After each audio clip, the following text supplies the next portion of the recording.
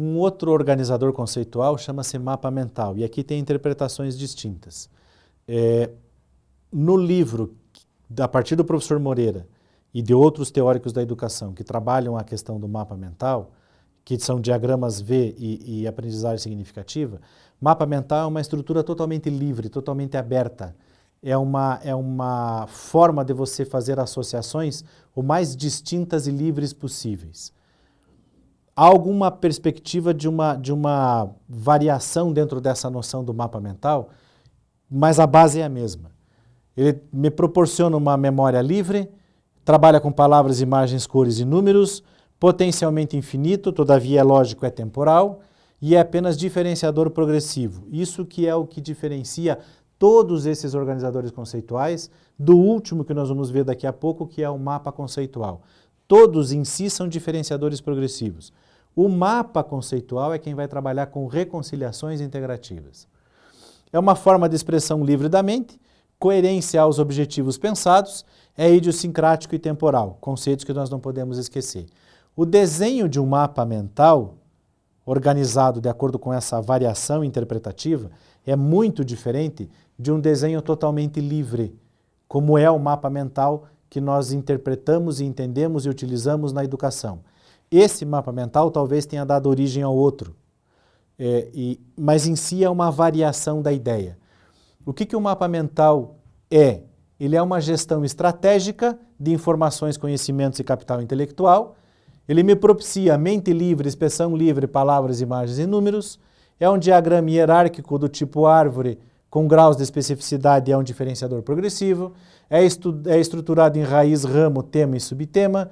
É uma organização em blocos. Posso dispô-lo de maneira vertical, horizontal, radial, a sua leitura vertical de cima para baixo, horizontal, esquerda, direita, radial, primeiro, o da esquerda, e os outros em sentido horário.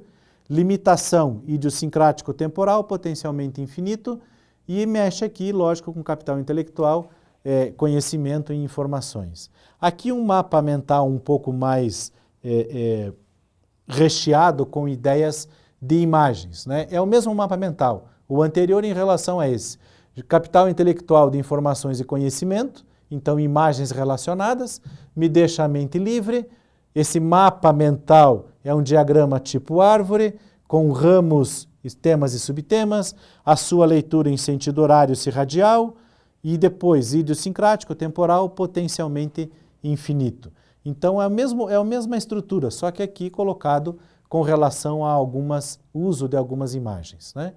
Aqui esse tipo de estrutura, variante de mapa mental sobre ciclos de vida, que nós já vimos lá atrás, aplôntico, diplôntico, haplo-diplobiontico, a fecundação. Como que nós interpretamos a fecundação? Local, morfologia dos gametas, gônada dos adultos, alternância de gerações, morfologia, lote cromossômico, forma de reprodução, germinação de esporos, se será isospórica ou heterospórica. E qual é o lote do gametófito? Então isso me determina essas condições.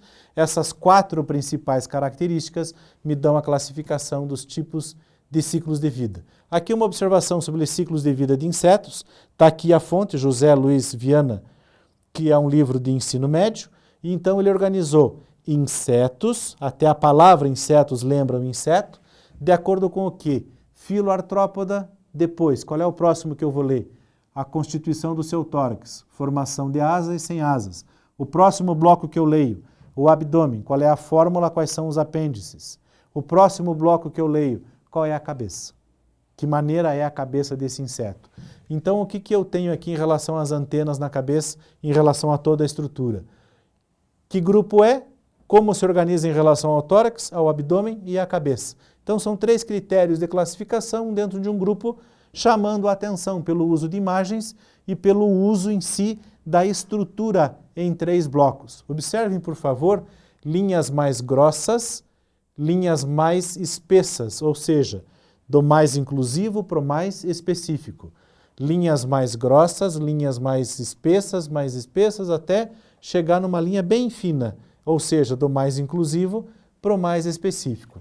E esse centro é o chamado raiz, ou o centro do mapa mental, ou desta estrutura conceitual variante de uma estrutura de mapa mental.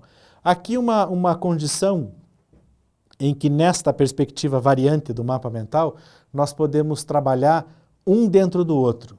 Desenvolvimento embrionário envolve gametogênese, envolve fecundação, fertilização, suas fases, envolve a formação do zigoto do embrião, as condições do zigoto do embrião e como ele vai fazer ativação de segmentação, formação de padrões. A partir daí, a partir do embrião, dentro da perspectiva do desenvolvimento embrionário, uma segunda estrutura de mapa mental, dessa variação de mapa mental, que são os processos cito isto organoformadores, ou seja, um dentro do outro. Aí a segmentação, o que ela envolve, a blastulação, o que ela envolve, a gastrulação, o que ela envolve, e a neurulação, o que ela envolve.